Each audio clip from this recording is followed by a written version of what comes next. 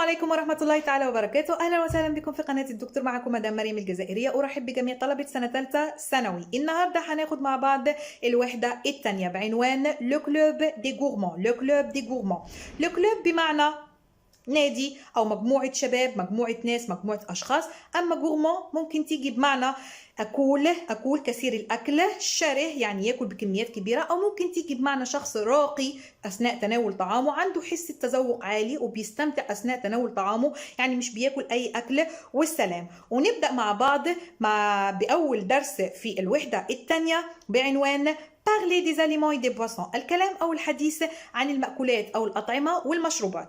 الكتاب الدراسي جاب لنا المأكولات والأطعمة والمشروبات على شكل هرم غذائي، un pyramide alimentaire. بما ان الوحده بتتكلم عن اكل وشرب، طبعا الكلمات هتكون كلها عن الاكل وعن الشرب. ننتبه بس لنقطه مهمه جدا، وهي المذكر والمؤنث والجمع. زي ما اتعلمنا وزي ما عرفنا ان المذكر بناخد معاه ل او ان، المؤنث بناخد معاه لا او ان، الجمع بناخد معاه ل او دي. ونبدا مع بعض مع اول درجه في الهرم الغذائي، وهي les produits sucrés. produits sucrés، منتجات سكرية. نتعرف مع بعض على أهم المنتجات السكرية، ونبدأ بأول منتج وهو لو شوكولا. لو شوكولا، الشوكولاتة. la confiture، المربى. le miel، العسل. les gâteaux، الحلويات. نتعرف على درجة أخرى في الهرم الغذائي، وهي viande, poisson et œufs، لحوم، أسماك وبيض. نبدأ بأول منتج وهو la viande، اللحمة، طبعا جميع أنواع اللحمة. le poulet، الدجاج أو الفراخ. le saucisson، السجق.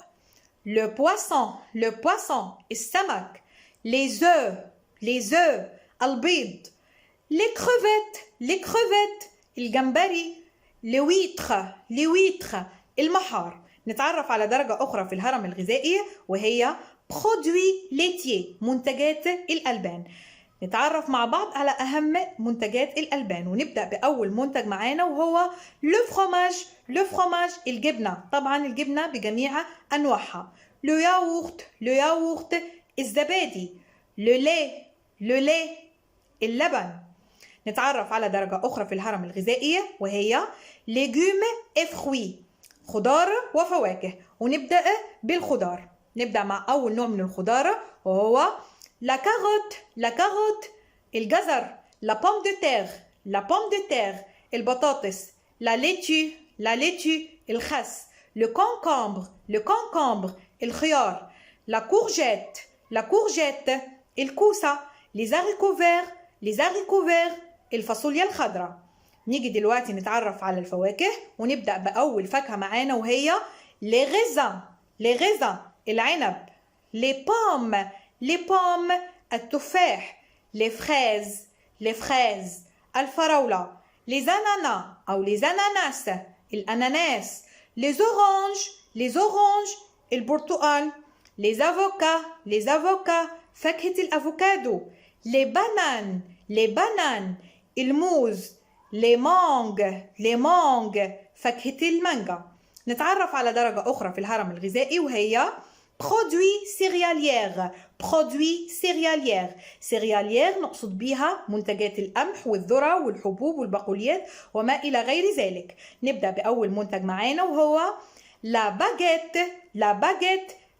ده نوع من الخبز بيبقى طويل ومقرمش، وده نوع من الخبز الفرنسي. le croissant، الكرواسون أو المولتو. les biscuits، البسكوت. le riz، الرز. le maïs، الذرة. le pain، الخبز. les pâtes، المعجنات، نقصد بها مكرونة وسباجيتي وما إلى غير ذلك. les céréales، نقصد بيه العلب اللي بيبقى جواها الكوكو بوبس أو الكورني فليكس، وبنحط عليها لبن وبناكله. les lentilles، العدس. نتعرف على درجة أخرى في الهرم الغذائي، وهي matière grasse، مواد دهنية.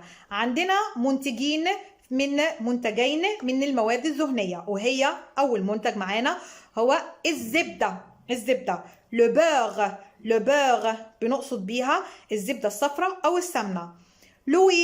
لويل الزيت، طبعا نقصد به زيت الذرة أو زيت الزيتون. نيجي برضو نتعرف على درجة أخرى في الهرم الغذائي، وهي لي بواسون المشروبات. طبعا أهم نوع من المشروبات الناس كلها مستحيل تستغنى عنه وهو لو الماء. أزود له كلمة مينيرال يبقى عندي لو مينيرال، مياه معدنية. لو كافي القهوة. لو صودا الصودا. لو جو دو فروي عصير فواكه. لو تي الشاي. لو سيرو مشروب بنكهة الليمون.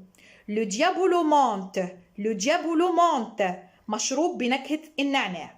وبكده نكون انتهينا من جميع المأكولات أو الأطعمة والمشروبات اللي جات في الهرم الغذائي. ودلوقتي هنتعرف مع بعض على أهم الأفعال اللي بنستعملها في الأكل والشرب. طبعا الكتاب المدرسي جاب لنا 3 أفعال مهمة جدا جدا.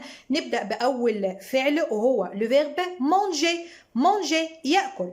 Le verbe manger c'est un verbe du premier groupe. هو فعل من أفعال المجموعة الأولى. ليه؟ لأنه منتهي ب ER. طبعا يا جماعة عارفين طريقة تصريف أفعال المجموعة الأولى طريقة سهلة جدا وبسيطة. بنحذف ال ER وبنزود الإضافات على حسب الفاعل اللي موجود معنا. تعالوا نصرف مع بعض le verbe manger au présent de l'indicatif.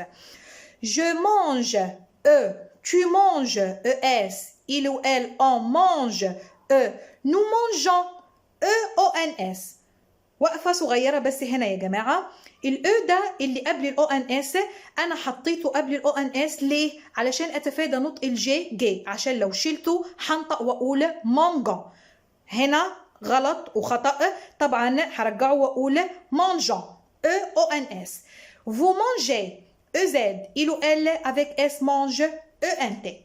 نيجي نتعرف على تاني فعل وهو le verbe boire يشرب. le verbe boire c'est un verbe du troisième groupe. هو فعل من أفعال المجموعة الثالثة. طبعا أفعال المجموعة الثالثة عارفين إن هي أفعال غير منتظمة لها نهايات غير ثابتة، كل فعل بيتصرف بشكل معين. يبقى نحفظ le verbe boire زي ما هو بالظبط. نصرف مع بعض le verbe boire ونقول je bois S, tu bois S, il ou elle en boit T. Nous buvons B-U-V-O-N-S, vous buvez B-U-V-E-Z, il ou elle avec S boivent B-O-I-V-E-N-T. نتعرف على ثالث فعل مهم برضو هو le verbe prendre بمعنى يأخذ، بس بما إننا إحنا في وحدة الأكل والشرب طبعا le verbe prendre هيجي بعديه أكل أو شرب أو أي اسم وجبة من الوجبات فيجي بمعنى يتناول.